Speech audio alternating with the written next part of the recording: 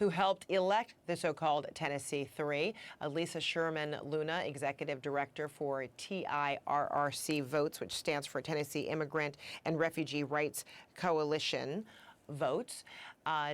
Tequila Johnson, Executive Director for the Equity Alliance Fund, and Tequila Rucker, Political Organizer for Memphis for All. Good to see all of you, ladies.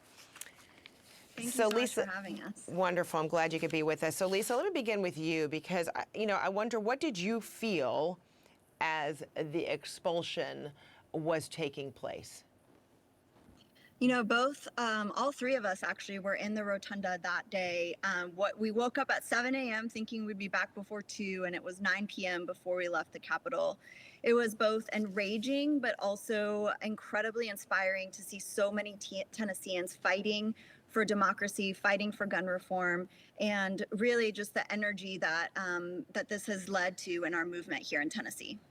Okay, Tequila Johnson, for you, there were a lot of tears taking place. I think, Lisa describes, there were different kinds of moments of anticipation, but as it happened, especially with Jason Johnson's being the first who was expelled, there were people who were crying.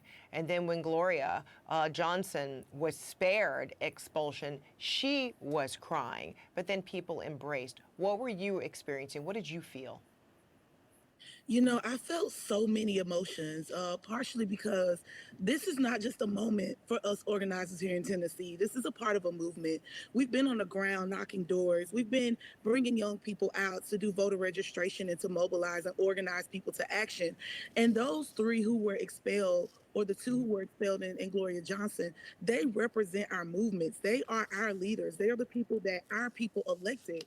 And it was just heartbreaking to witness what I say a public lynching of two Black men in our state capitol, where we had people on the floor calling for bringing back hanging by the neck. So it was a lot of emotions. I was one of those people who cried as well, but I was also inspired and motivated to go on and keep fighting, keep pushing, and keep getting people organized.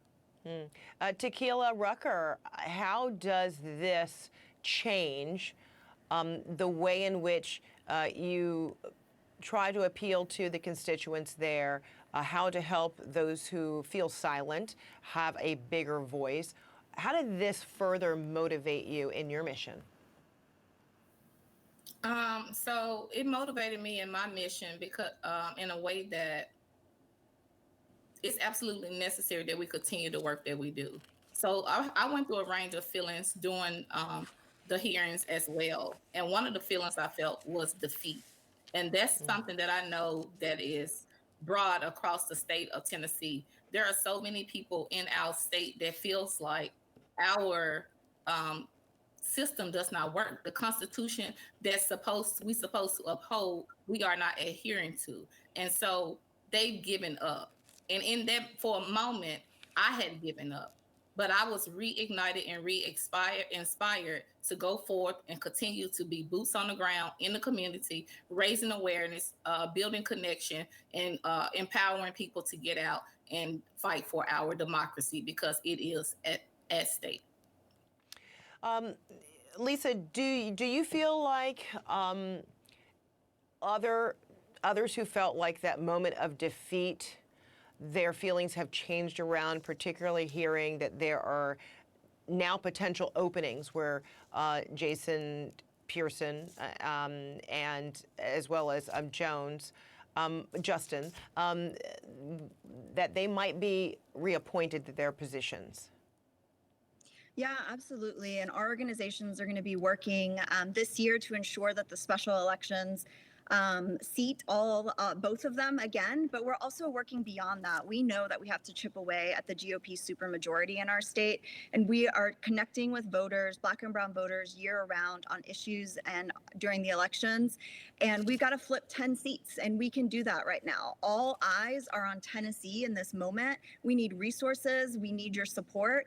2024 is just around the corner, but we know that with this newfound energy and the inspiring movement that these three have ignited, that we can make change in our state. And Tequila Johnson, that the vice president was there. yesterday.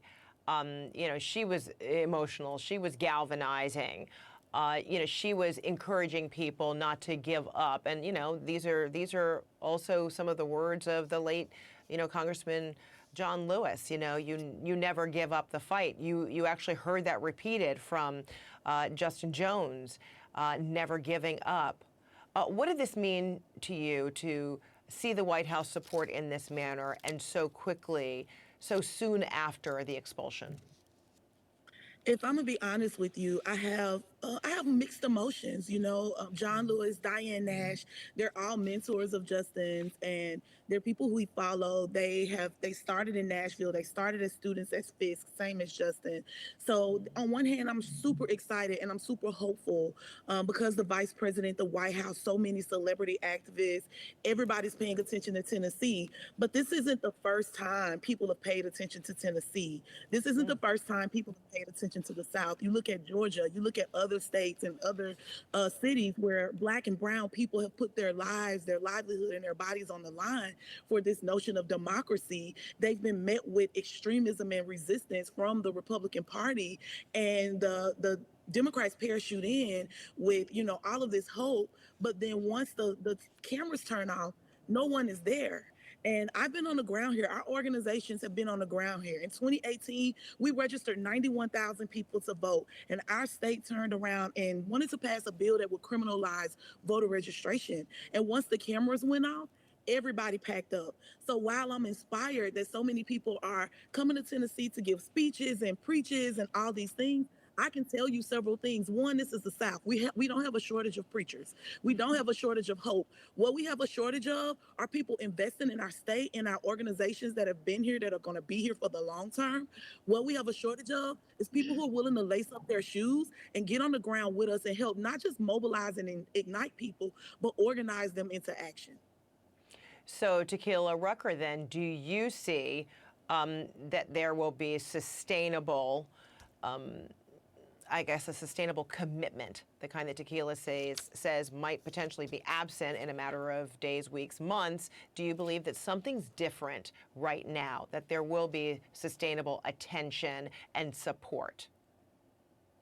While I do share the same sentiments as Tequila Johnson, I'm hopeful that sustainability will be what's in our near future. This is unprecedented, and we in Tennessee, Tennessee is on fire. And right now, as you said, the attention, the media is here, but this is something we live daily, and we know how this continues to go. My hope is that both of the Justins are the fire that we needed to ignite this trail, and that sustainability, the resources will not die out. Funders will see us. No, we're here. We're doing the work. We're boots on the ground. We're committed to change, and we need support from around the nation. I also want to speak on. Go ahead. So you asked about the reappointment of those two individuals. Of the two judges. Here in Shelby County. Yes. Here in Shelby County, we have now been threatened that funds will be taken away from Shelby County if they reappoint Justin Pearson back to his seat. And that is unjust. That is not something that they've done in Nashville as it relates to Justin Jones. And I just want to call that out right here, right now, because the threats that are taking place is not right. It's unlawful. And we have to do better as a society. Thanks to you, ladies. Appreciate it. Very powerful points. Thank you for educating so many. Lisa, Tikeila, and Tikeila. Thank you so much. Thank you. Thank you.